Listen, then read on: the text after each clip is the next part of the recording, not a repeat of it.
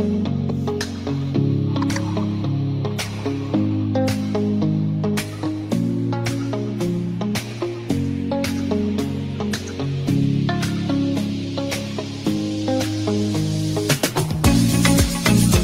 bien, bonsoir à toutes et tous à cette première webconférence de notre série Novembre Perle. Donc, on prend un petit peu d'avance pour parler ce soir des cancers du poumon localisés et opérables qui sont des cancers avec une prise en charge multimodale, notamment avec la chirurgie. Et ce soir, nous avons le plaisir d'être avec le professeur Mordant. Bonsoir, professeur Mordant.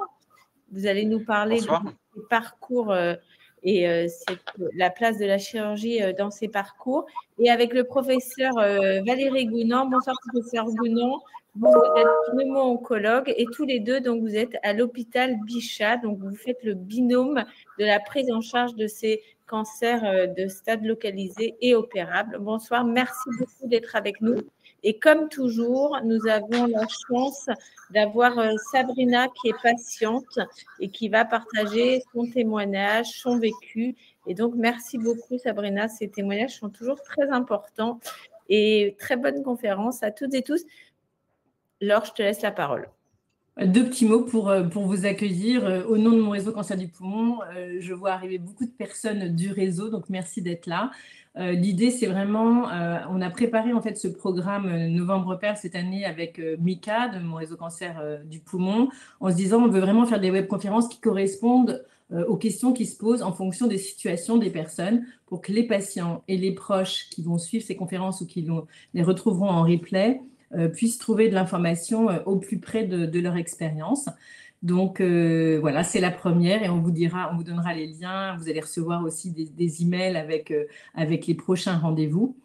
Juste un petit rappel, donc vous pouvez échanger dans le chat et tout au long de la conférence ou même en regard du témoignage de Sabrina, vous pouvez poser des questions dans l'onglet questions et on prendra plusieurs temps pour remonter avec Oriane vos questions auprès de nos orateurs.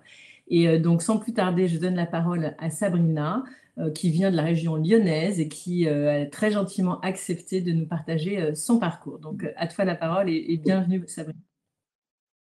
Merci. Donc, voilà, donc je m'appelle Sabrina, j'ai 53 ans maintenant.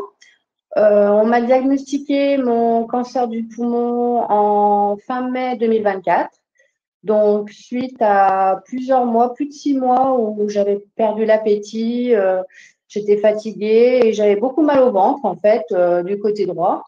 Donc, mon médecin, il trouvait rien au départ. Et puis, bon, finalement, on a fait une prise de sang et on a vu que je commençais à être en dénutrition. Et comme j'avais mal au ventre, il m'a envoyé voir un gastro-entérologue. Et donc, la gastro-entérologue m'a prévu une coloscopie et une gastroscopie, je ne sais plus comment on dit. Et elle m'a dit, bon, on va quand même faire un scanner avant. Et suite au scanner, et le médecin est venu me voir dans la petite pièce et m'a dit, voilà, j'ai appelé votre médecin traitant, il va falloir que dès que vous sortez d'ici, vous le rappelez de suite parce qu'on a trouvé une grosse masse sur votre poumon droit et il va vous expliquer le protocole à suivre. Donc, c'est vrai que sur le moment, je n'ai pas trop compris ce qu'elle m'a dit. Et puis, je lui ai dit, mais c'est grave, c'est quoi? C'est pas un cancer quand même. Et elle m'a dit, je pense que si. Et à ce moment-là, ma tête a explosé. Voilà, cancer, maladie, enfin, ça faisait un peu fin du monde, on va dire. Et après, elle m'a fait sortir. Et ce qui est marrant, c'est qu'en fait, quand je sortais, il y avait un grand couloir avec une porte au fond. Et elle me disait, voilà, vous allez à la porte là-bas. Et en fait, je voyais plein de portes sans poignée. Et ça m'est toujours resté dans l'esprit parce qu'en fait, il n'y a pas plein de portes dans ce couloir. Il n'y en a qu'une, mais j'étais déjà partie. Enfin, mon esprit était déjà parti. Voilà, je pense. Donc, le lendemain matin, je vois mon médecin traitant. Il me dit, oui, je pense qu'à 95%, c'est un cancer du poumon. Et il me prend rendez-vous avec un oncologue, donc au centre Léon Bérard, et j'avais rendez-vous le lundi qui suivait. Donc, je vois l'oncologue, donc c'était le docteur Mastroianni, et j'y vais avec une amie, et heureusement, parce que bon, elle me dit oui, enfin là, je rentre vraiment dans le vif du sujet où je commence à comprendre que c'est vraiment grave. Et elle me dit bon, on va faire tel examen, PET scan, enfin tout ça, qui pour moi au départ, je comprenais rien.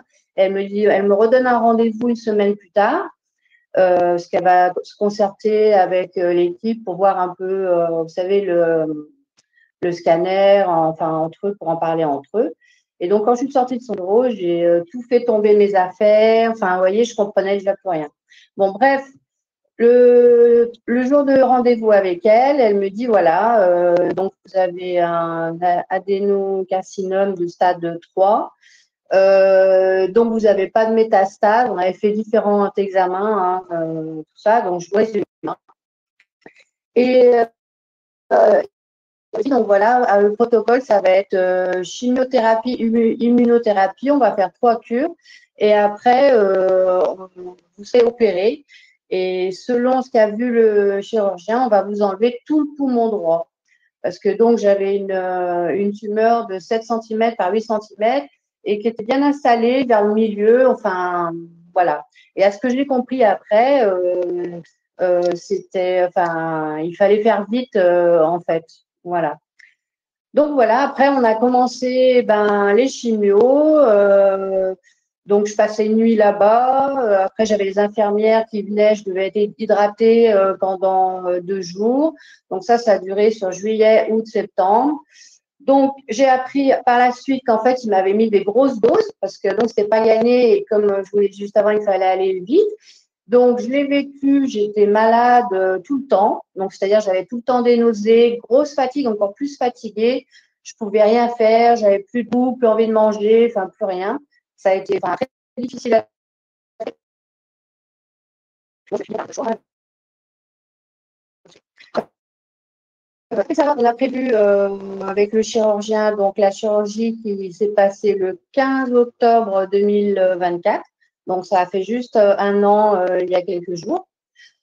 Donc voilà, donc j'avais effectivement très peur quand même de cette chirurgie, mais bon, il n'y avait pas le choix. Et suite à la chirurgie, bon, ça a été par contre là encore pire, on va dire niveau fatigue et niveau douleur. Ça a été très extrêmement douloureux. Donc c'était pas, je pense que les opérations, enfin les chirurgies faites avec les robots, on doit s'en remettre beaucoup plus vite. Mais là, ça a été très compliqué. Beaucoup de douleurs. J'ai l'impression qu'on m'avait cassé les côtes. Enfin, c'était abominable, on va dire. Et là, ça fait 1 an et j'ai toujours des douleurs à ce niveau-là, au niveau de la cicatrice. Quand je lève le bras, sous le bras, enfin, voilà, j'ai toujours une gêne. Après, comment j'ai vécu tout ce cancer, j'ai commencé à vous le dire. Au début, c'est très dur, c'est comme une explosion, on ne sait pas ce qui nous arrive. Après, je me suis informée un peu sur le cancer, documentée, j'ai posé des questions à mon oncologue. Et bon, là, j'ai compris en gros que le cancer, soit on s'en sort, soit on s'en sort pas, mais qu'on ne sait pas. Et donc, par rapport à ça, j'ai gardé un petit espoir au fond de ma tête en me disant, bon, ma foi, on va faire ce qu'il faut pour s'en sortir et on verra bien. Et donc, petit à petit, enfin voilà, ça s'est fait et après l'opération donc a été en octobre, j'ai eu rendez-vous avec mon oncologue et chirurgien en novembre et j'ai refait un scanner en janvier et normalement l'oncologue m'avait dit que je devais refaire de la chimiothérapie et de l'immunothérapie ou juste de l'immunothérapie. Et là, en fait, elle m'a dit que non, finalement, j'étais en rémission, qu'on faisait plus de traitement parce que les traitements avaient donc fait réduire la tumeur de 45%. Et après qu'ils l'aient analysé, ils avaient vu le traitement avait tué à 95%. Donc, c'était vraiment énorme. Et donc, oui, une chose, c'est que le chirurgien, quand il a ouvert, finalement, il a vu, comme la tumeur aberratique, il n'était pas obligé de m'enlever tout le poumon. Donc, il m'a enlevé 2 tiers plus. Donc, ils m'ont laissé un petit bout en haut que j'appelle le petit brocoli, quoi. Enfin, vous voyez, c'est un petit bout en haut, voilà. Et donc voilà, donc après, il faut plusieurs mois pour s'en remettre physiquement. Alors physiquement, oui, ça a été très dur, psychologiquement. Et là, ça fait vraiment que depuis fin août, où je suis partie en vacances, où j'ai repris un peu de force, tout ça, que ça commence à aller mieux, quoi. Mais il faut vraiment du temps, il faut du temps. Et il faut faire du sport, essayer donc d'aller à la pas de son. Je vous raconte comme je peux, hein, parce que c'est vrai que c'est pas évident pour moi de raconter tout ça d'un coup. Donc après l'opération, voilà, oui, je suis allée. J'ai fait 5 mois d'appart où j'ai fait de la gym, du sport. J'ai fait beaucoup de marches. J'ai fait également de la kiné respiratoire pendant 3 mois. Et c'est vrai que je me suis donnée à fond pour me remettre en forme. Parce qu'au début, je marchais à 2 à l'heure, j'avais du mal à respirer. Je faisais 3 mètres, j'étais essoufflée. Donc voilà, après l'opération, enfin 2, 3 mois après, j'ai fait l'APA, l'activité physique adaptée pendant 5 mois, donc qui se trouve au Centre Léon Bérard, de l'hôpital. J'ai fait beaucoup de marches, voilà. J'ai eu la kiné respiratoire pendant 3 mois. Et donc, j'ai compris que de toute façon, il fallait que tout le temps, je sois en action, en activité par rapport aux poumons pour qu'ils se développent de plus en plus et petit à petit. Donc, c'est un gros travail à faire. Ça ne se fait pas en 1 mois, pas en 2 mois.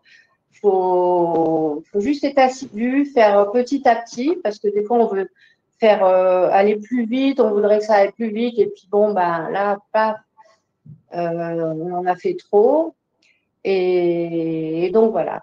Donc, après, c'est petit à petit qu'on se remet physiquement et psychologiquement, parce que psychologiquement, on se rend compte à la fin, après, comme moi, là, par exemple, ça a fait 1 an, le 15 octobre 2025, que j'ai été opérée.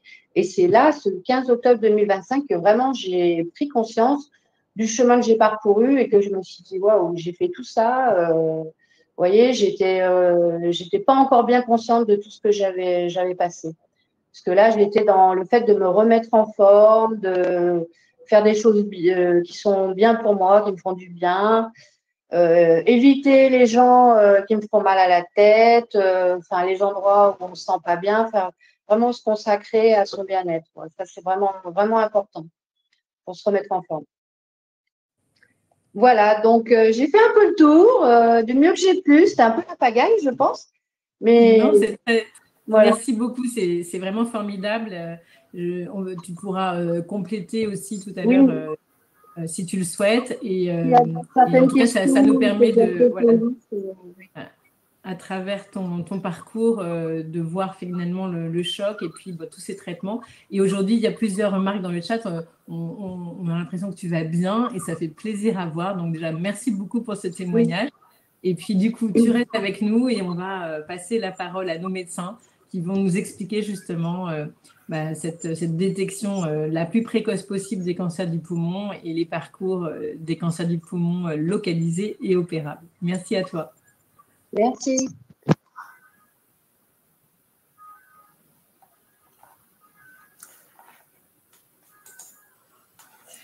Donc, bonjour, je suis Valérie Gounand et je suis oncologue thoracique à Bichat et ravie d'être là avec vous ce soir.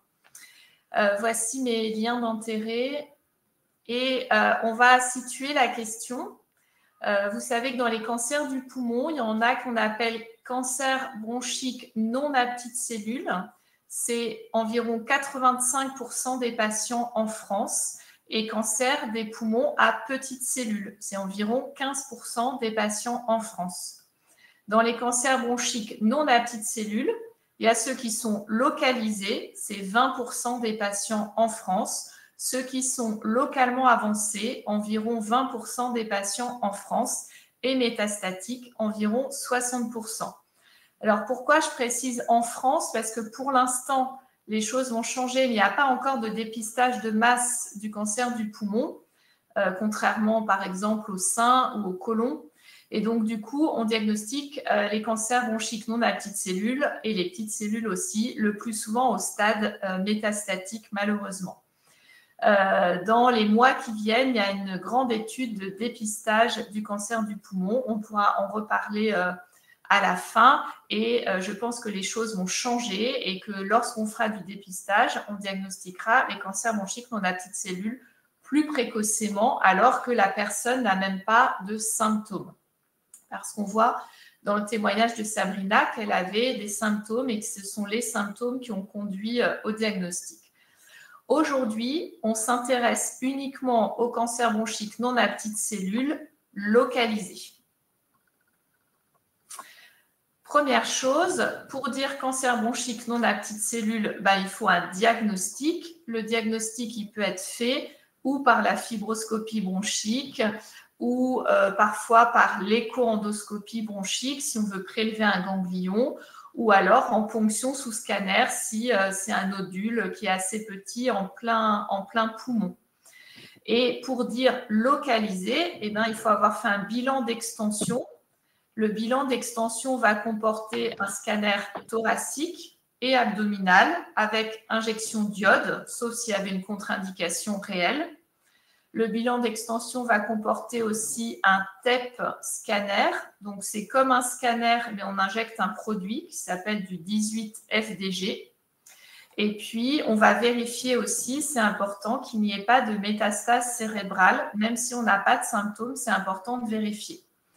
Donc, pour dire localisé, on a fait le bilan d'extension complet.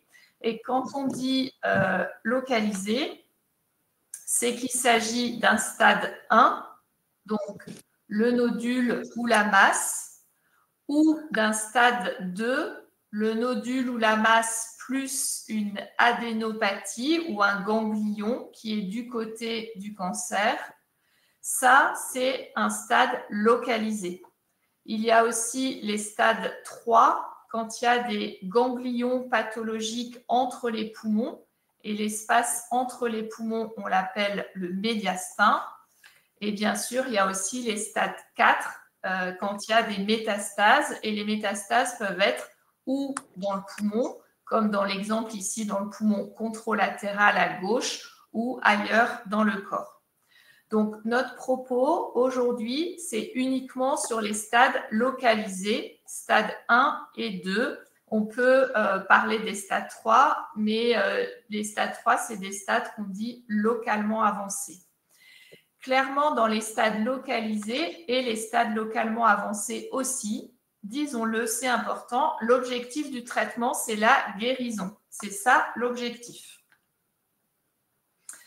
Comment on choisit le traitement ?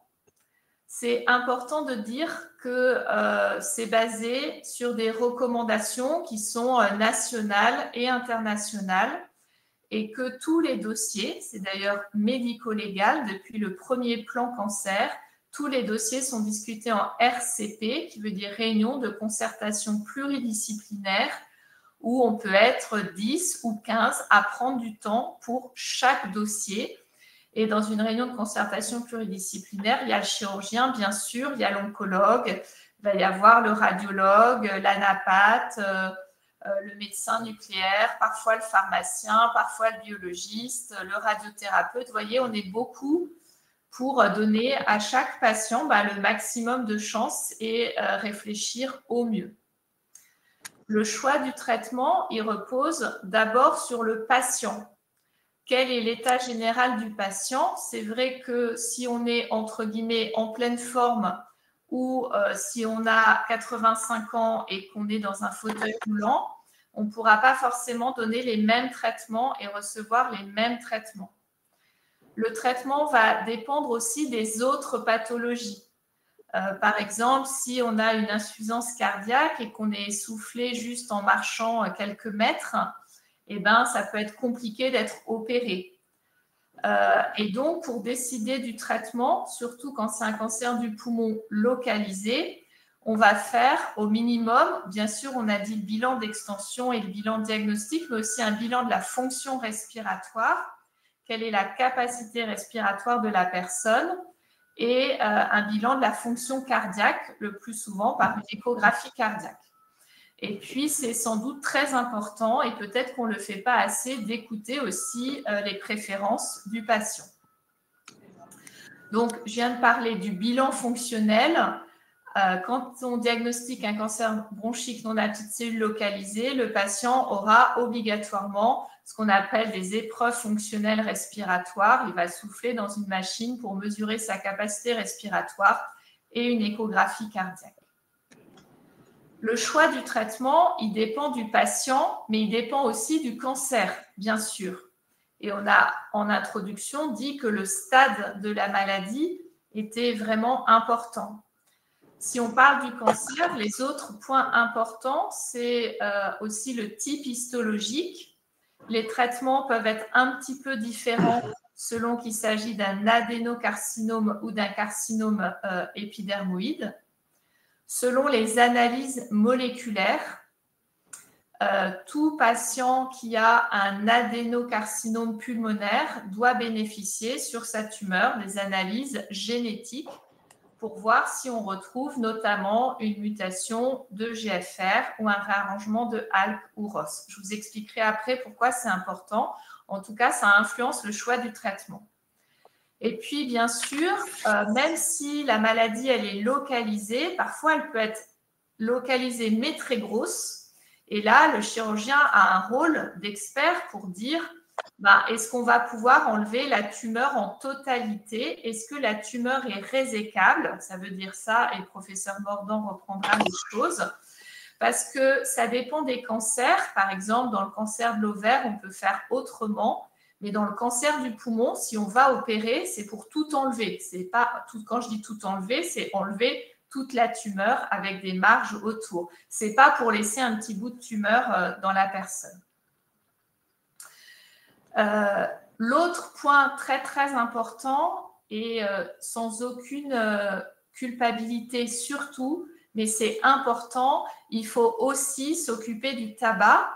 Bien sûr, il y a du cancer du poumon chez les non-fumeurs, ça arrive, c'est à peu près 15% des cancers du poumon en France. Il y a aussi des cancers du poumon chez des gens qui ont arrêté de fumer, et ça, ça fait déjà un problème de régler. Mais ceux qui ont encore une dépendance au tabac, c'est très, très important qu'on les aide.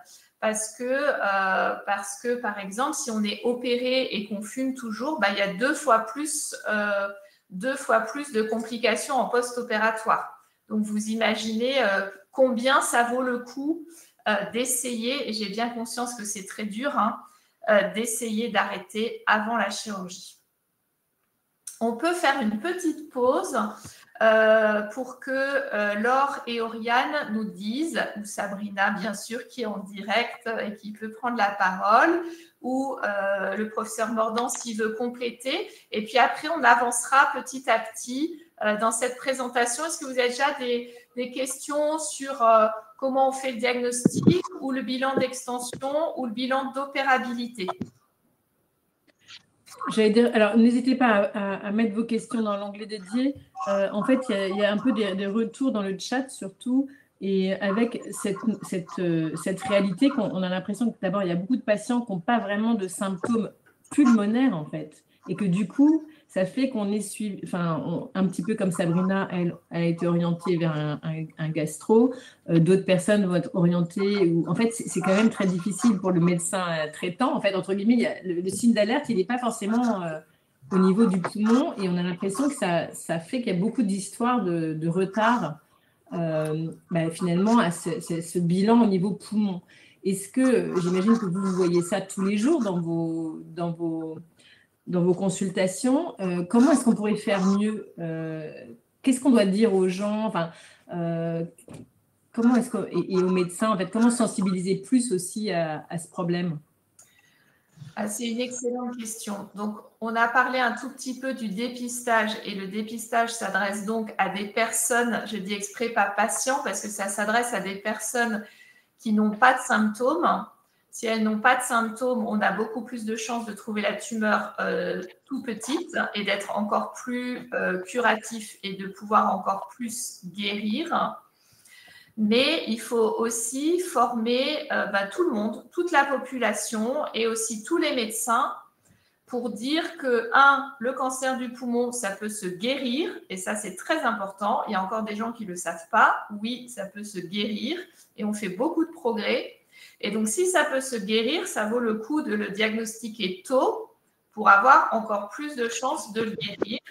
Et que chez un patient fumeur ou ancien fumeur qui crache du sang, mais même un tout petit peu, même si c'est très peu, on doit faire un bilan.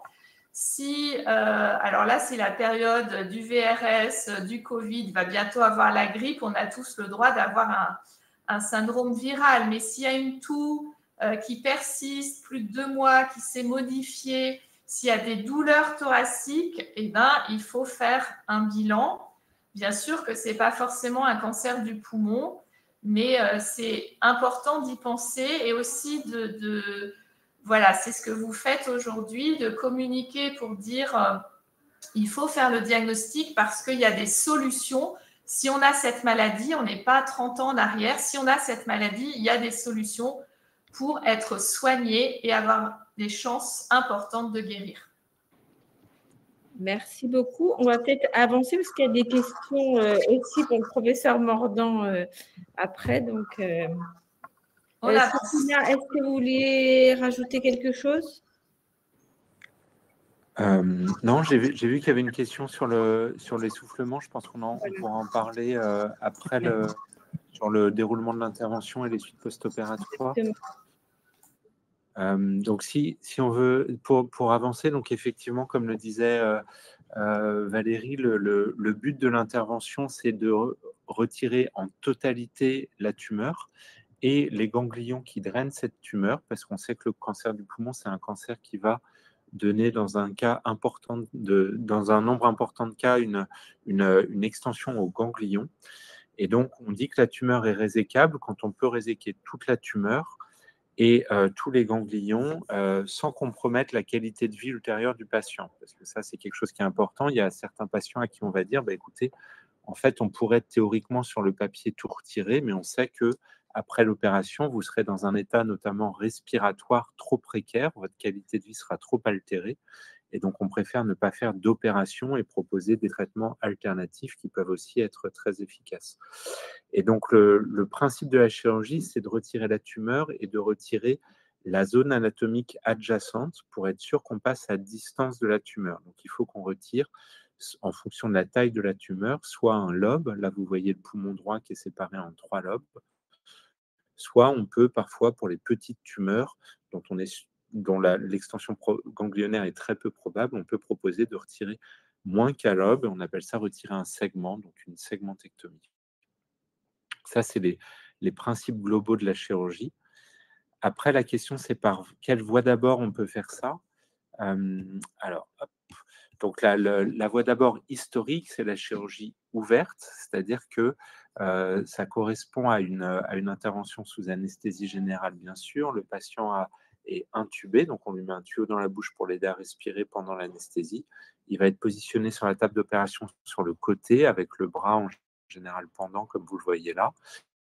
Et on va faire une cicatrice dans le dos qui va permettre de passer entre les côtes et ça va permettre d'avoir accès aux poumons. Donc, vous le voyez, ça se fait dans une salle d'opération classique, il n'y a pas besoin d'écran ou de robot. Et vous le voyez aussi, pour pouvoir écarter les côtes, on met en place un écarteur. Donc, certains patients appellent ça un cric parce que ça leur rappelle l'instrument mécanique. Et c'est sûr que cet écartement des côtes, c'est quelque chose qui peut être douloureux et ça fait partie des points d'attention quand on fait de la chirurgie ouverte. C'est très important qu'on fasse le maximum pour limiter les douleurs post-opératoires. Au fur et à mesure des années, notamment dans les années 90, on a essayé de faire de la chirurgie par des voies d'abord moins invasives. Donc, on a pu profiter des progrès de l'électronique et ont été développés des instruments chirurgicaux avec des caméras qui sont placées à l'intérieur du thorax. Vous voyez, là, les incisions font 1 cm. On met en place une caméra et on opère avec 2 instruments. Alors, ça se fait dans une salle d'opération avec des écrans qui sont suspendus. Donc, on opère tête haute et on voit l'intérieur du thorax en regardant sur l'écran. Le problème, c'est qu'on opère avec des instruments qui sont longs et qui sont assez peu articulés. Et donc, on perd un peu de précision par rapport à ce qu'on pourrait avoir en chirurgie ouverte. Par contre, on a un gain important sur les douleurs post-opératoires parce que, comme on n'écarte pas les côtes, les patients ont moins mal. Et donc ça, on a maintenant 2 essais randomisés qui montrent très bien que le fait d'opérer des stades précoces avec de la chirurgie moins invasive, donc vidéo assistée, ça permet d'avoir la même efficacité et de diminuer les douleurs post-opératoires. La troisième étape, la troisième voie d'abord importante à avoir en tête, c'est la chirurgie robot-assistée. Donc, cette fois-ci, on va mettre en place des instruments qui sont longs, mais qui sont articulés à l'intérieur du thorax. Et le chirurgien, après avoir mis les instruments et les avoir connectés au robot, va se mettre à une console sur laquelle on a des manettes qui permettent de diriger des instruments qui sont articulés à l'intérieur du thorax. Et on voit l'intérieur du thorax avec des lunettes en 3 dimensions. Donc, on retrouve une perception de la profondeur qu'on n'a pas sur un écran en 2 dimensions. Donc, souvent, les patients nous demandent si c'est automatique. Il n'y a rien d'automatique dans la chirurgie robot-assistée. C'est uniquement un bras télécommandé avec un système qui permet d'améliorer la vision et d'améliorer la précision. Et donc, au final, avec le robot, on retrouve un peu la précision qu'on aurait avec une chirurgie ouverte, avec la grande cicatrice que vous avez vue au début, mais on retrouve cette précision uniquement avec des incisions qui font 1 centimètre et donc sans écarter les côtes. Et donc là, on a maintenant plusieurs essais qui montrent les bénéfices de la chirurgie robot-assistée. Alors, par rapport à la vidéo, l'avantage, c'est que comme on est un peu plus précis, on va pouvoir faire des gestes un peu plus complexes et notamment, si vous vous souvenez des schémas sur la différence entre le stade 1 et le stade 2, le stade 2 va y avoir des ganglions atteints et donc il est très important qu'on puisse faire un curage ganglionnaire de bonne qualité pour retirer tous ces ganglions et probablement on fait un peu mieux ce curage avec le robot. Ou bien alors au contraire, quand on est dans les toutes petites tumeurs et qu'on doit faire des segmentectomies pour essayer d'épargner du parenchyme pulmonaire, et ben pareil, on a un peu plus d'aisance et un peu plus de facilité pour faire une segmentectomie au robot par rapport à la faire en vidéo. Et donc, l'intervention elle-même, elle dure globalement entre 2 et 3 heures en fonction de la difficulté chirurgicale, mais le temps d'endormir le patient, de le réveiller après, le patient reste en général entre 4 et 5 heures au bloc opératoire. Ensuite, ce qui est extrêmement important, c'est qu'en salle de réveil, on va mettre en place des médicaments contre la douleur, à la fois par les veines, donc avec une pompe à morphine le plus souvent, mais aussi localement. C'est ça qu'on appelle une analgésie multimodale, parce qu'on va jouer à la fois sur de l'anesthésie locale et de l'anesthésie par voie intraveineuse. Ça, c'est une première partie. L'autre chose, c'est que le patient va pouvoir bénéficier de kinésithérapie respiratoire dès la salle de réveil. On le sait tous, quand on a mal aux côtes, le réflexe, c'est de se tenir recroquevillé. Et donc là, si les patients font ça, souvent, ils ont le réflexe de monter le drap jusqu'au nez. Ils se disent « Oups, super, ils ne m'ont pas vu, ils vont me laisser tranquille jusqu'à ce soir ». Et ça, c'est un peu le mauvais réflexe contre lequel on essaye de lutter parce que, en fait, les douleurs peuvent se calmer initialement, mais très vite, il va y avoir un cercle vicieux et les douleurs seront plus importantes. Et surtout, le patient gonflera pas bien le poumon du côté opéré. Donc, on lui demande de se tenir droit, de bien gonfler. Il y a un kiné qui vient pour l'aider à reprendre confiance en lui, à passer ce frein qui peut être créé par les douleurs initiales. Et on adapte les traitements antidouleurs. Et avec ça, la plupart des patients sortent de salle de réveil avec une douleur qui est gradée entre 1 et 3 sur une cotation qui va entre 1 et 10. Et ça permet ensuite qu'ils remontent dans leur chambre le soir de l'opération, qu'ensuite, ils puissent être mobilisés dès le soir de l'intervention. Donc ça, c'est aussi important. Quand on est allongé, on gonfle pas bien nos poumons, en fait. Donc, on va mettre les patients assis au fauteuil pour qu'ils puissent dîner au fauteuil. Les protocoles dépendent des équipes. Nous, on a tendance à garder la voie veineuse et la pompe à morphine la première nuit. Et ensuite, le lendemain de l'opération, on déperfuse les patients pour les aider à marcher dans le couloir. On retire le drain dès que possible. Les patients sont sortants au mieux à partir du 2e ou du 3e jour. En moyenne, la durée de séjour après une intervention pour un stade 1 ou un stade 2, c'est 5 jours. Et ensuite, ce qui est très important, c'est d'avoir pu anticiper le retour à domicile. Et donc, ça, c'est quelque chose qu'on a organisé en préopératoire, puisqu'on va prescrire des antalgiques, des soins infirmiers et de la kinésithérapie respiratoire. Alors, pourquoi on fait tout ça? Parce que la chirurgie thoracique, c'est une chirurgie risquée, parce que à cause de cette histoire de douleur et de cercle vicieux de douleur, avec un risque, si les douleurs s'installent, que le patient ne gonfle pas bien les poumons, et donc au fur et à mesure, il ait du mal à évacuer les sécrétions bronchiques, donc on appelle ça l'encombrement. Ça peut tourner à la pneumonie, donc à l'infection pulmonaire, et ça, c'est la complication qu'on redoute, et c'est la complication qu'on peut éviter si le patient arrête bien de fumer, si on essaye de limiter les douleurs par des moyens chirurgicaux, les médicaments contre la douleur et la mobilisation précoce. Les deux autres risques à connaître, mais pour lesquels, pour le coup, il y a malheureusement assez peu de choses à faire, c'est l'arythmie cardiaque, qui survient rarement, mais qui peut être présente en post-opératoire. Et puis le fait qu'il peut y avoir des fuites d'air sur le poumon qu'on a opéré, qui peuvent conduire à un drainage prolongé. Donc je dis toujours aux patients, c'est en kikinant, c'est le temps que les fuites se colmatent. Mais ça n'a jamais tué personne. La seule chose, c'est que le patient fait sa convalescence avec nous. Et donc, il reste à l'hôpital tant qu'il a le drain. Il y a d'autres systèmes de santé, par exemple en Angleterre, où on fait beaucoup sortir les patients avec des drains. Dans le système français, la plupart du temps, on garde le patient, ça rassure tout le monde, il fait sa convalescence chez nous. Et le service de chirurgie se transforme un peu en service de réadaptation respiratoire, mais c'est tant mieux. Et globalement, le taux de complications graves, à la fois dans les études, donc sur des patients sélectionnés, et en vie réelle, dans les registres de patients opérés en France, il est entre 10 et 15% en fonction des études. Voilà sur cette partie-là. Ensuite, sur le retour à domicile, donc, on fait tout pour le préparer au maximum.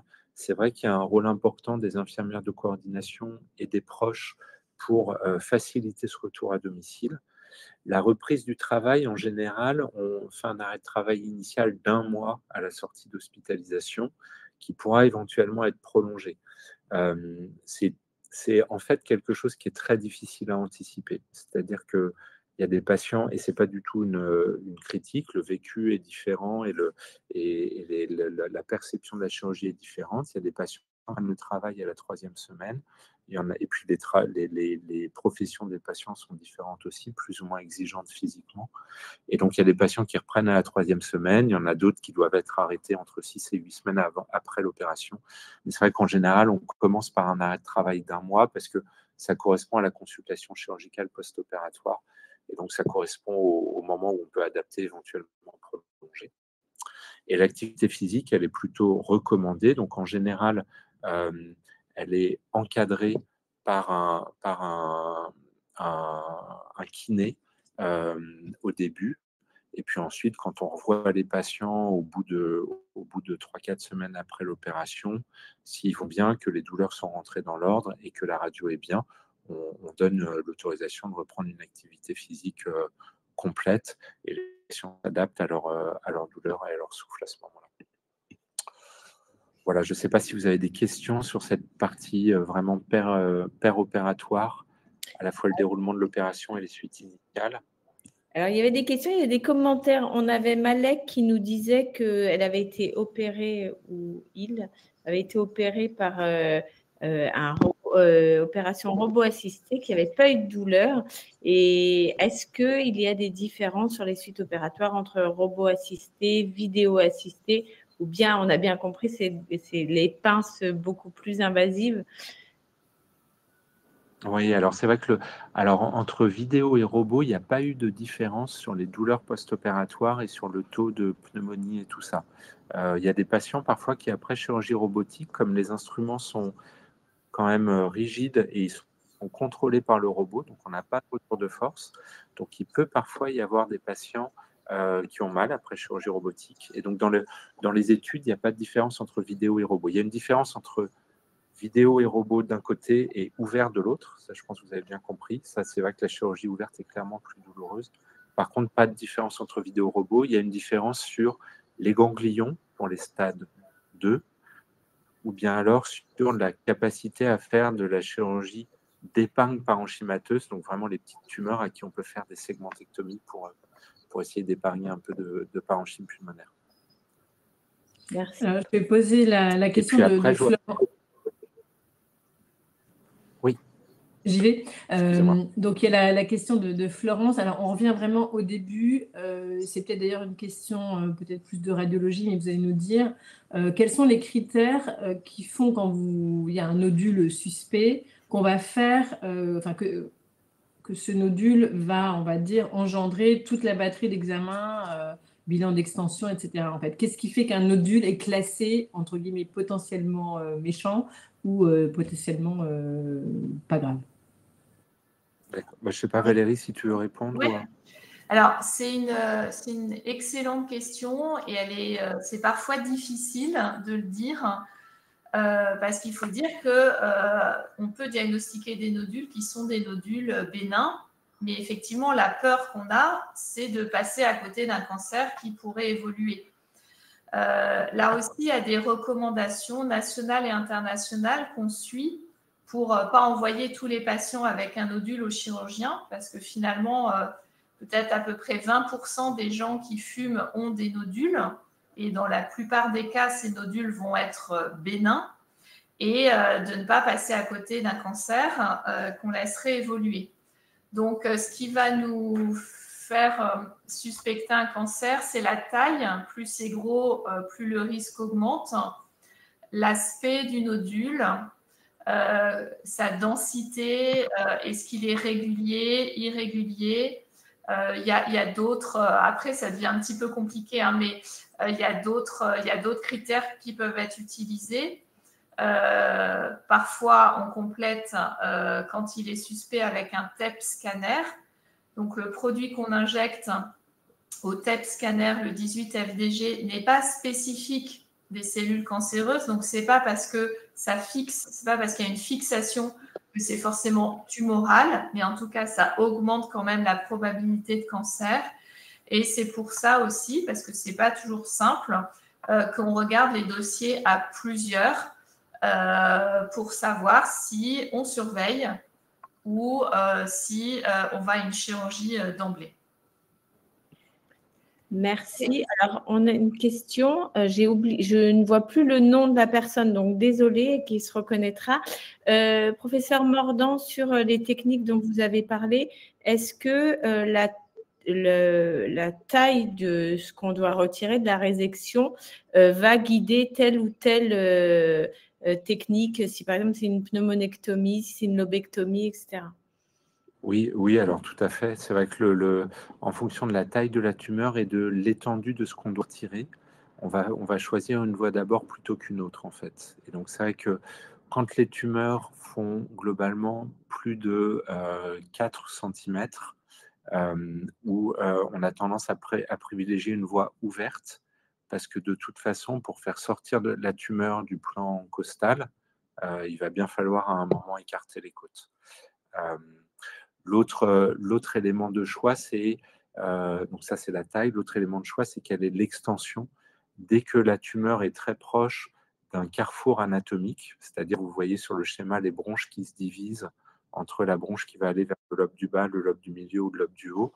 Dès que la tumeur est proche de ces zones critiques, on a tendance à privilégier la chirurgie ouverte parce que il y a des choses qu'on peut juger en péropératoire qu'en ayant vraiment un retour sur la rigidité des tissus qu'on ne peut pas avoir en vidéo ou en robot. Donc, dès que les tumeurs sont un peu dit proximales, dès qu'elles sont proches de l'endroit où les bronches ou les vaisseaux se divisent, et ben, on va avoir tendance à privilégier la chirurgie ouverte. Et dans le cas particulier de la pneumonectomie, qui est une intervention qui nécessite de retirer tout le poumon, la chirurgie est quand même très, très majoritairement réalisée par chirurgie ouverte parce que ça correspond à des cas où il y a justement un envahissement des carrefours bronchiques ou des carrefours vasculaires qui font qu'on ne peut pas laisser du poumon de ce côté, donc on retire tout le poumon. Et donc ça, on le fait par chirurgie ouverte. Alors c'est un peu particulier, mais la pneumonectomie, en fait, comme il n'y a plus de poumon du côté où on va opérer, en fait, les douleurs opératoires ne sont pas très importantes. C'est une chirurgie qui, par ailleurs, pose d'énormes problèmes parce qu'on on va avoir un seul poumon et donc on comprend bien que s'il y a le moindre problème sur le poumon restant, le patient va très vite mal le supporter. Donc, il y a beaucoup d'enjeux. C'est une chirurgie dont les suites peuvent être compliquées, donc on essaye d'éviter au maximum. Mais voilà, c'est pas là, on se dit que les douleurs sont un peu au deuxième plan et qu'il faut surtout qu'on puisse faire un geste à la fois complet et j'ai presque envie de dire rapide, parce que dans la pneumonectomie, il y a la notion d'essayer de faire le maximum pour préserver le poumon contralatéral et donc on le fait par chirurgie ouverte. Alors, j'ai une question de Lily Fleur qu'on avait repérée tout à l'heure autour de l'essoufflement. Elle dit, après ma chirurgie, finalement, quand je suis assise ou couchée, je respire normalement, mais dès que je bouge, je suis essoufflée. Vous avez parlé aussi tout à l'heure dans ces suites opératoires, en fait, de l'importance de se remettre en mouvement, etc. Est-ce que vous pouvez nous parler de ça? Comment est-ce qu'on peut... entre guillemets, est-ce que c'est normal? Qu'est-ce qu'il faut faire? Est-ce qu'il faut faire de la kiné? Et peut-être qu'on pourrait demander à Sabrina, dans son expérience, elle aussi, si elle a vu de l'essoufflement et si c'est mieux aujourd'hui, puisque tu as fait beaucoup d'activités physiques adaptées. Peut-être que tu pourras nous dire un peu sur ce sujet, ce qui t'a aidé. C'est pas à moi de parler? Oui. Peut-être d'abord le professeur Morvan et après Sabrina. Okay. Comme vous voulez. Oui, très bien. C'est vrai que c'est souvent une question qui est posée par les patients en post-opératoire. Ça dépend beaucoup de quelle quantité de poumons on a retiré et quelle était leur fonction respiratoire avant l'opération. Et donc, au maximum, j'ai envie de dire, des patients qui ont une fonction respiratoire normale, à qui on va retirer un lobe supérieur qui fonctionne un peu moins que le reste du poumon, vont avoir la même fonction respiratoire après l'opération. À l'autre extrémité, c'est vrai que si on retire un ou deux lobes à des patients qui ont une fonction déjà altérée, ils peuvent être essoufflés en post-opératoire. Donc, dans ce cadre-là, c'est vrai que la réhabilitation respiratoire a un vrai rôle. Donc, dans la réhabilitation respiratoire, il y a à la fois les exercices qui sont purement respiratoires, mais il y a aussi un réentraînement à l'effort, donc qui prend du temps, qui peut prendre plusieurs mois, mais qui peut vraiment améliorer la situation. Je ne sais pas quel a été votre vécu, Sabrina, sur l'activité physique adaptée en post-opératoire. Oui, au départ, oui, j'étais très essoufflée également. Je faisais 3 mètres, j'étais essoufflée, je marchais tout doucement. Et donc, j'ai commencé à marcher en bas de chez moi, faire un tour de pâté de maison, après 2, après faire un peu plus grand. Enfin, voilà, disons que vraiment, pour moi, c'était essentiel que je me remette et que je fasse travailler le poumon gauche et ce qui me restait pour pas que ça empire, parce que j'imagine que si on ne bouge pas, ça peut que empirer. Et petit à petit, beaucoup de marche. Maintenant, je fais à peu près 1 heure de marche par jour. Et j'avais fait 5 mois d'APA. Je fais tout à pied. Et ça m'a beaucoup aidé. Et donc, c'est long, par contre. Bon, comme vous avez dit, tout dépend combien on enlève de poumons, quoi. Mais c'est essentiel. Moi, c'est essentiel pour se remettre et pour aller bien et pour pouvoir reprendre de la forme. L'activité physique, c'est essentiel. Et tout le reste de sa vie. C'est pas juste 3 mois, 6 mois, 1 an, c'est tout le temps. Au moins 5 fois par semaine. Pour ceux qui n'aiment pas trop le sport, je pense au moins 5 fois, mais si c'est tous les jours, c'est mieux. Voilà, c'est mon avis. Merci beaucoup, Sabrina, pour ce retour. Et je dois dire que sur Moiseau Cancer du Poumon, ça marche en équipe régulièrement. Et on va préparer un nouveau challenge avec Kipling. Il y a eu la Urban Trail, vous vous êtes retrouvés, je crois, avec plusieurs médecins et dont vous. Donc, c'est vrai que ça paraît un peu contre-intuitif quand on sort douloureux d'une opération et avec de l'essoufflement. Mais ça participe vraiment à se sentir mieux quelques mois après. C'est assez long, donc il faut être patient aussi, je crois qu'il faut dire ça. On va peut-être avancer, mais on note les sujets, j'allais dire, de se préparer à la chirurgie avec la préhabilitation, ces accompagnements de la prise en charge de la douleur, peut-être la réhabilitation pour certains. On fera peut-être quelque chose sur ces sujets-là spécifiquement pour mieux répondre à vos questions. Mais on veut absolument laisser du temps au professeur Gounand pour nous expliquer en fait les traitements aussi qui sont proposés éventuellement avant ou après la chirurgie. Donc, voilà, on vous laisse la parole et vous pouvez continuer à mettre vos questions. On essaiera d'en poser un maximum tout à l'heure.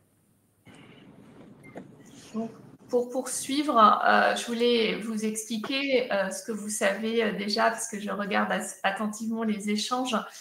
Et puis, il y a eu le témoignage de Sabrina que parfois, on donne des traitements anticancéreux ou avant l'opération.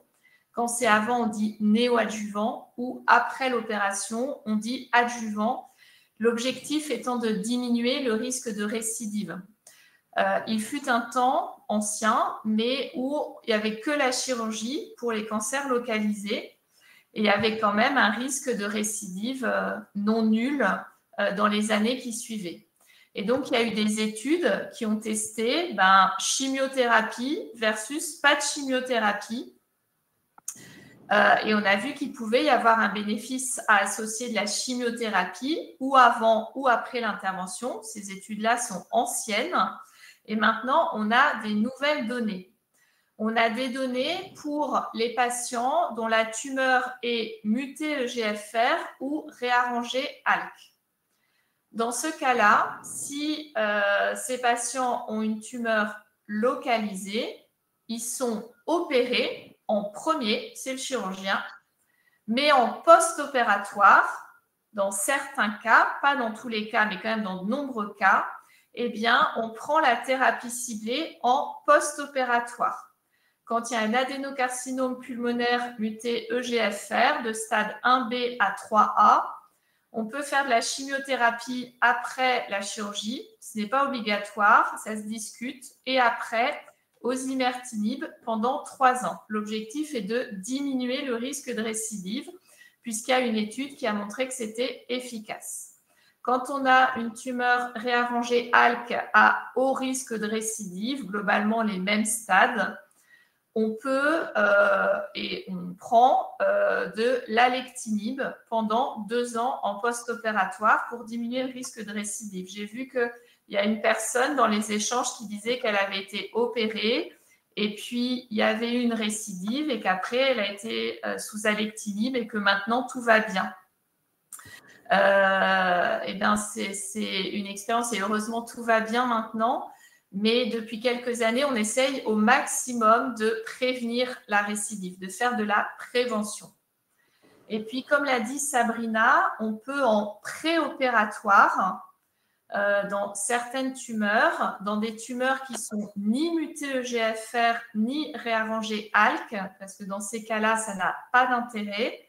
Mais pour les autres, qui représentent quand même la majorité des tumeurs, on peut faire une association chimiothérapie plus immunothérapie en préopératoire, donc en néoadjuvant.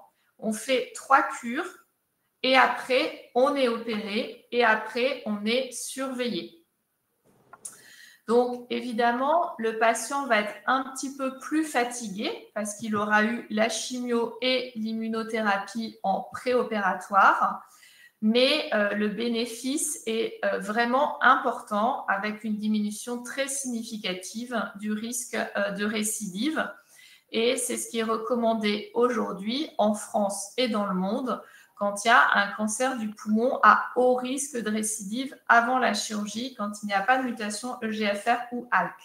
Bien sûr, il faut pouvoir supporter la chimiothérapie. Donc, si par exemple, on a une insuffisance rénale, a priori, ça ne va pas être fait. Ou s'il y a une contre-indication à l'immunothérapie comme une maladie auto-immune, a priori, ça ne va pas être fait. Mais le plus souvent, c'est fait. Est-ce que vous avez des questions sur ces traitements périopératoires ou avant la chirurgie ou après la chirurgie? Alors moi, j'ai posé une question un peu qui fait écho à celle de Sandrine, qui a eu en fait un traitement il y a assez longtemps et avec une pneumectomie, de la chimiothérapie et de la radiothérapie.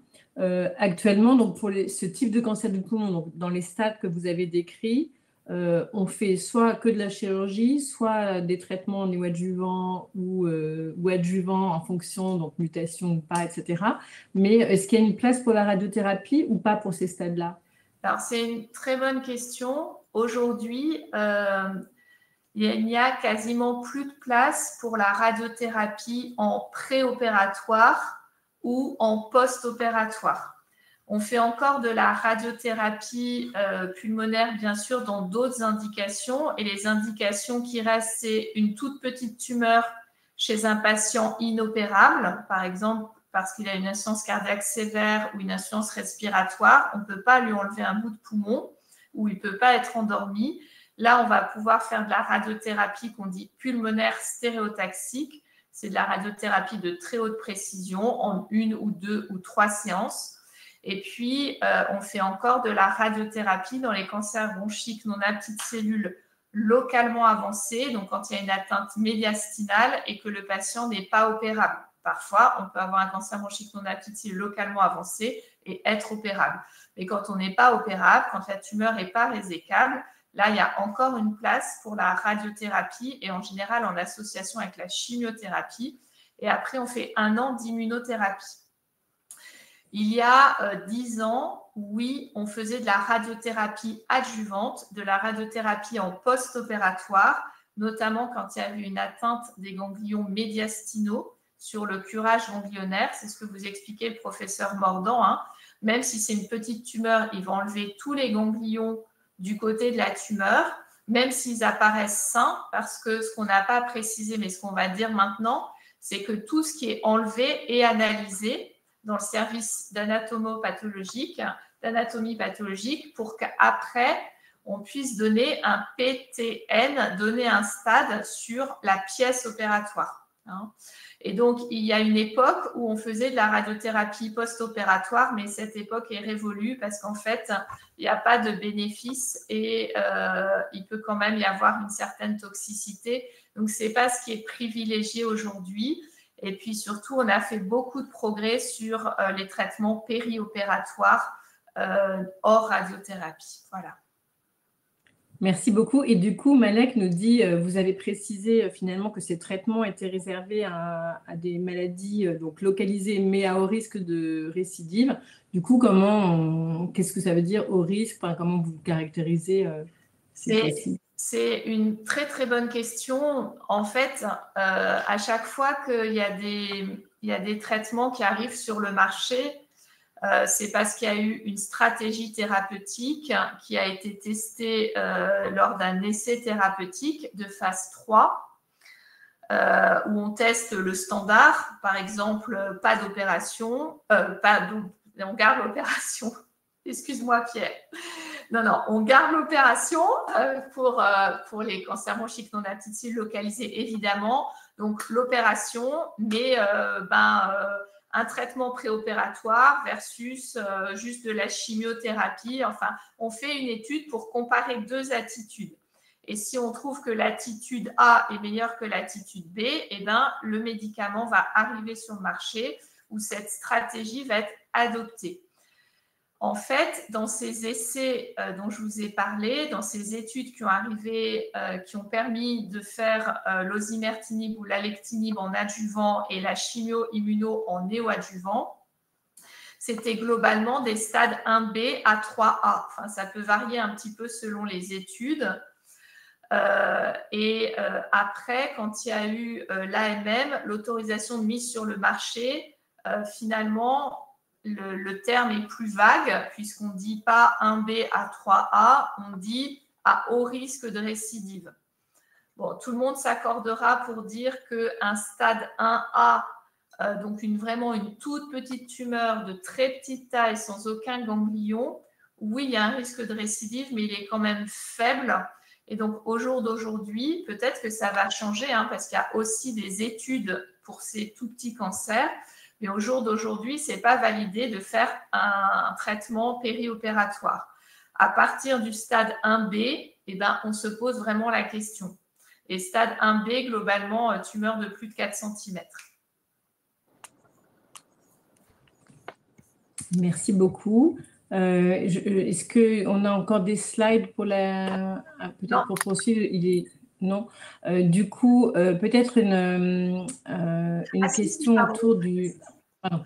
Si, avec cette slide de synthèse, sur le parcours de soins. Pour conclure, le parcours de soins des cancers bronchiques non à petites cellules localisées opérables. On est bien dans ce cadre-là. Le bilan diagnostique, le bilan d'extension, le bilan d'opérabilité. On s'occupe du tabac et on essaye de se sevrer. Il y a la consultation d'annonce qui est toujours extrêmement difficile pour celui qui la reçoit, de l'annonce du diagnostic et de la proposition de traitement. Et puis le traitement avec la chirurgie au centre, puisqu'on est sur des cancers bronchiques nos petites cellules localisées opérables. On discute éventuellement un traitement en préopératoire ou en post-opératoire selon les cas. Il faut ajouter à cette prise en charge, bien sûr, la prise en charge sociale, la prise en charge à 100%, mais aussi pour tous ceux qui ont été concernés par l'amiante dans le cadre professionnel, la reconnaissance de maladies professionnelles, déclencher le fonds d'indemnisation des victimes de l'amiante, c'est vraiment très important. Il y a la prise en charge diététique, c'est très important de ne pas maigrir pour garder des forces. Et puis, comme Sabrina l'a souligné discrètement, mais c'est dur quand même psychologiquement, bien sûr, évidemment, pour le patient, pour les aidants. Et donc, on doit aussi apporter ce soutien psychologique. Et puis après, et j'ai mis en vert couleur de l'espoir et couleur de mon réseau cancer du poumon, eh bien, il y a la période de l'après-cancer où on rentre dans une période de surveillance. Surveillance le plus souvent avec des scanners pour vérifier qu'il n'y a pas de récidive. Et puis, pour aussi s'assurer si on est guéri du cancer, après tout ce qu'on a fait, qu'il n'y a pas un autre cancer qui arrive. Donc, la surveillance, elle est très importante. Et j'avais remis le petit item activité physique pour bien dire que ce n'est pas du luxe, en fait.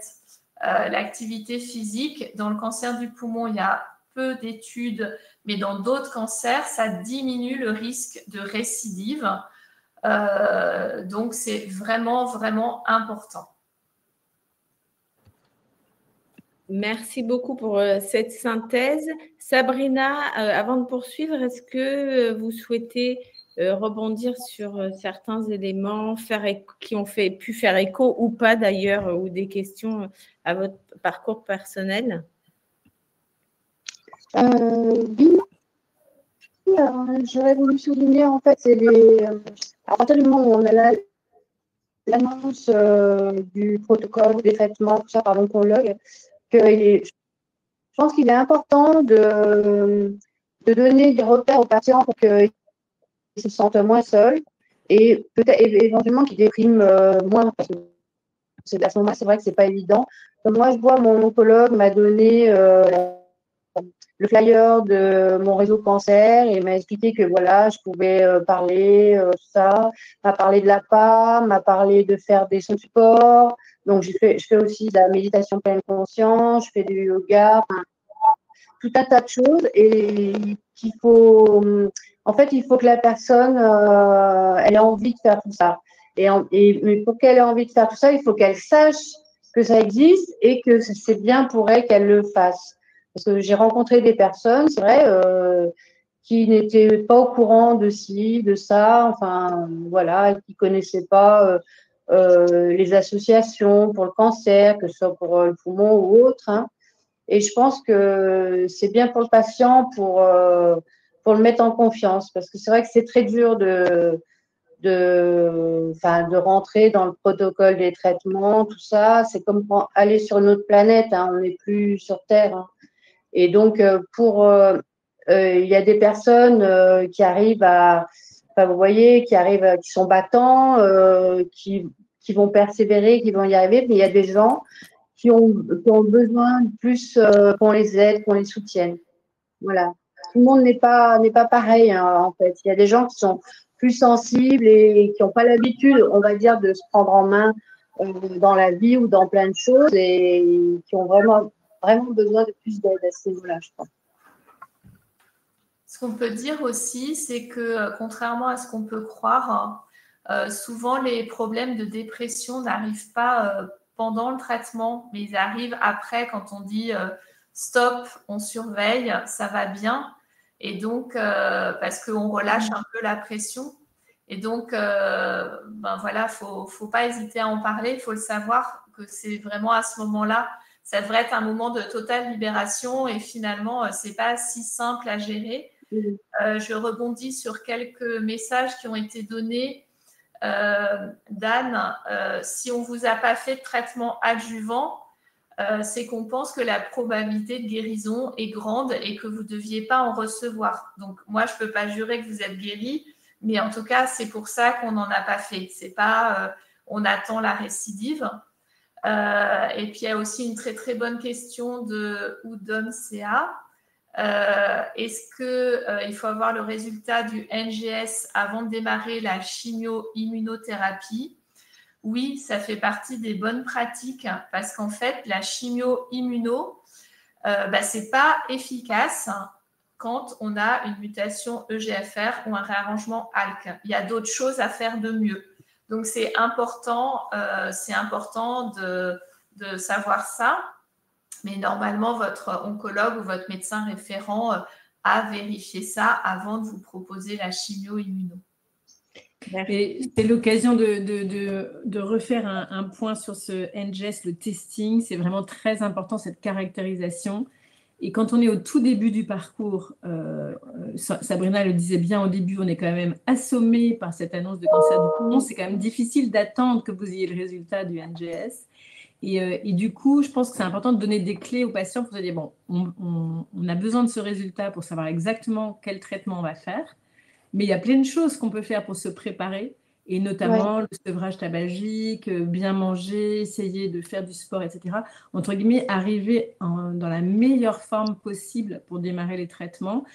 Beaucoup de personnes sur le réseau cancer du poumon décrivent ce moment d'attente comme véritablement difficile, extrêmement stressante, et on se sent en attente, en se disant « Oh là là, j'ai un truc dans le poumon, c'est atroce », et on ne fait rien, entre guillemets.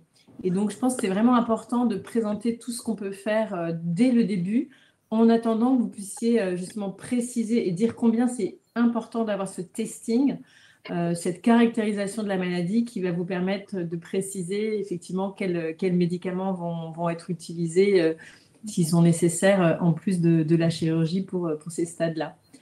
Donc voilà, merci. C'est vrai qu'on est très attentif à essayer d'informer sur ces problèmes de caractérisation. Tous les cancers du poumon, ce n'est pas les mêmes. Et au début, on ne le sait pas forcément. C'est vrai que c'est, je pense, extrêmement difficile de savoir qu'on a un cancer du poumon et d'être dans l'attente du traitement, quel qu'il soit.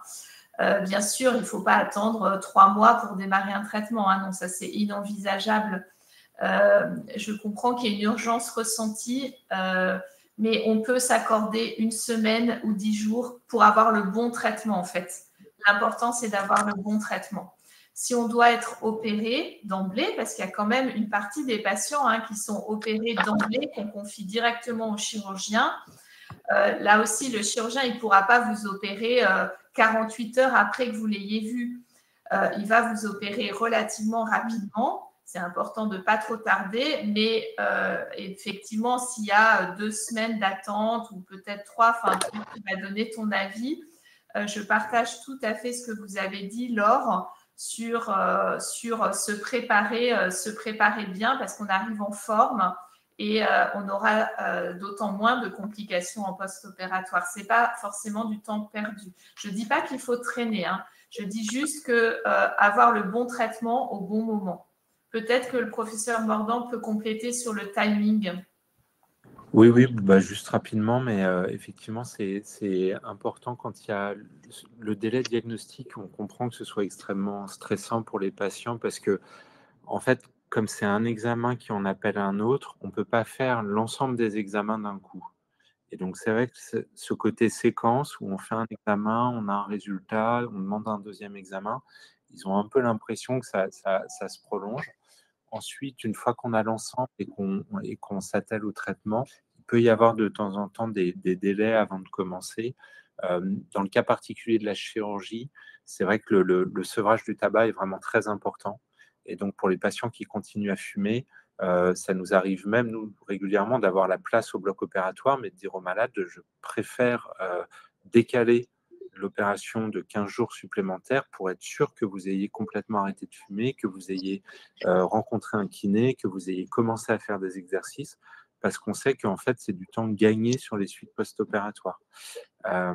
Et donc, cet aspect-là est important. Et pour les patients qui sont non-fumeurs ou déjà sevrés, toute la partie activité physique est primordiale. Et donc, c'est vrai que voilà, on leur dit régulièrement, profitez-en pour reprendre une activité physique régulière, et ça permettra que vous supportiez d'autant mieux les traitements, quels qu'ils soient, la chirurgie et les autres traitements aussi.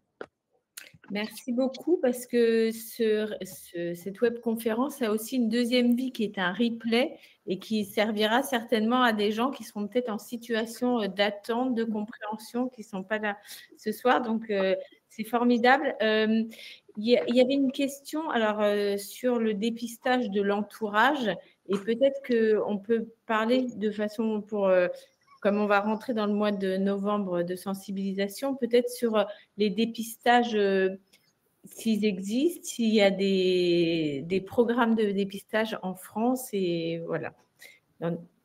Alors, pour conclure sur une note optimiste, puisqu'on sait quand même depuis de nombreuses années, depuis 2011, que le dépistage du cancer du poumon par scanner thoracique sans injection d'iode,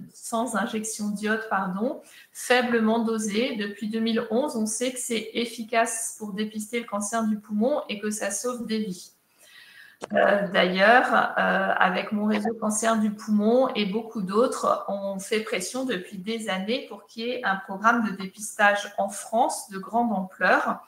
Et ce programme va démarrer sous la direction de l'INCa, l'Institut national du cancer. Ce programme s'appelle Impulsion et va préfigurer le dépistage de masse. Donc, c'est vraiment quelque chose d'important.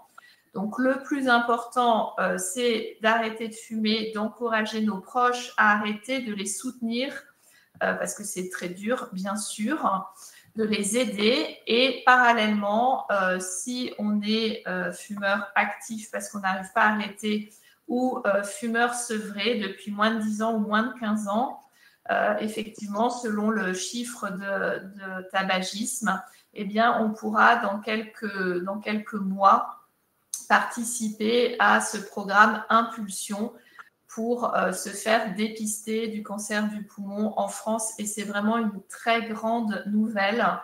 Il est temps, et on va tous communiquer. Et bien sûr, tous ceux qui seront là sont des excellents ambassadeurs pour dire faites-vous dépister, parce que si on trouve rien, tant mieux. Et si on trouve quelque chose, il y aura des solutions. Voilà. Laure, tu parles, mais ton micro est fermé. J'allais chercher le lien en fait de l'Institut du cancer qui peut vous permettre de parcourir, si vous n'avez pas encore entendu parler du programme Impulsion. Normalement, à l'occasion de ce mois de novembre, mois sans tabac, mois de sensibilisation au cancer du poumon, on devrait en parler plus. Il y a aussi des expérimentations qui sont déjà en cours dans certains établissements, dans certaines régions, etc. Donc, si autour de vous, il y a des grands fumeurs, d'anciens fumeurs, que c'est quelque chose qui vous préoccupe, n'hésitez pas à en parler à vos médecins. Et je profite pour remercier notamment Leslie et Mika qui ont énormément œuvré avec toutes leurs interactions avec tous les médecins en pneumo-oncologie pour soutenir à notre niveau l'importance en fait qu'on fasse mieux. L'idée en fait elle est quand même toute simple, c'est qu'un cancer du poumon détecté tôt, on pourra mieux le soigner, et ça c'est vrai dans le cancer du sein, dans le cancer de tous les autres cancers. Et en fait on ne sait pas toujours qu'un poumon, on ne peut pas le palper, on ne peut pas le regarder. Et donc, ça explique aussi pourquoi, parfois, il y a quelque chose dedans, mais on ne le savait pas. Et du coup, on a vraiment trop de diagnostics trop tardifs aujourd'hui. Donc, on espère beaucoup que ce dépistage va permettre justement beaucoup plus de prise en charge avec des parcours comme ceux que vous avez décrits ce soir, donc des chirurgies avec en plus des innovations chirurgicales pour qu'il y ait idéalement moins de séquelles douloureuses notamment, et puis des traitements bien adaptés pour augmenter drastiquement les chances de guérison et de bien vivre après un cancer du poumon. Voilà, donc merci beaucoup pour cette conférence qui, j'espère, va battre tous les records de replay tellement elle sera utile dans les mois qui viennent.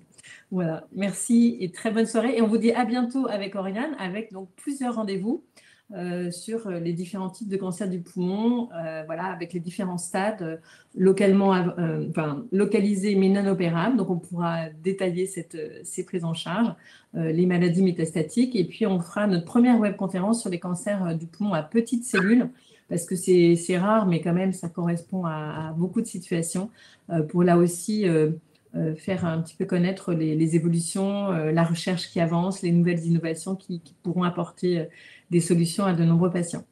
Voilà, merci beaucoup. Merci beaucoup. Merci. À bientôt. Au revoir, merci. Au revoir. Au revoir.